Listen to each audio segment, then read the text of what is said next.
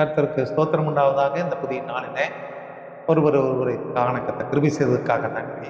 உமது வேதத்தில் உள்ள அதிசயங்களை பார்க்கும்படி என் கண்களை திறந்தவருக்கு ஸ்தோத்திரம் என்று சொல்லி சங்கீதம் 119:18 வசனம் சொல்லுகிறது.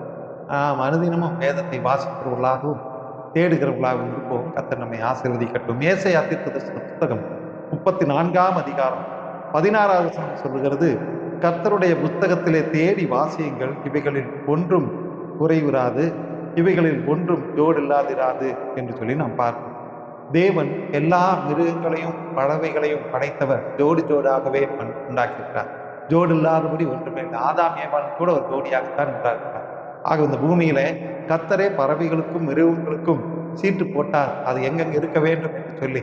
சில பறவைகள் தேசம் விட்டு தேசம் வருகிறது, அது போல மனுஷனும் தேசம் விட்டு தேசம் போகிறார், ஆனால் ஜோடிகளாகவே இருக்கிறார். ஆகவே இந்த நகரத்திலே தேவன் இந்த பாலா போன நகரத்திலே இவைகளை தங்க வேண்டும் என்று கர்த்தரே சீட்டு போட்டிருக்கார். எந்தெந்த பகுதியிலே எந்தெந்த மிருகம் இருக்க வேண்டும், எந்தெந்த பகுதியிலே எந்தெந்த பறவை இருக்க வேண்டும் என்று சொல்லி பிரித்து கர்த்தர் அவர்களை அளவு நூல் போட்டு பகிர்ந்து கொடுத்திருக்கிறார். அவைகள் என்றைக்கும் அதை சுற்றி திரிந்து தலைமுறையாக அதிலே சஞ்சரிக்கிறது. அதுபோல பறவைகளுக்கும் தேவன் அவ்வண்ணமாய் வைத்திருக்கான்னு சொன்னால் அதை காட்டிலும் தேவன் நம்மை விசேஷித்த வண்ணமாய் வைத்திருக்கிறார்.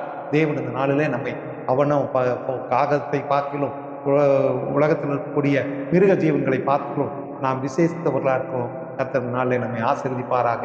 ஆம்.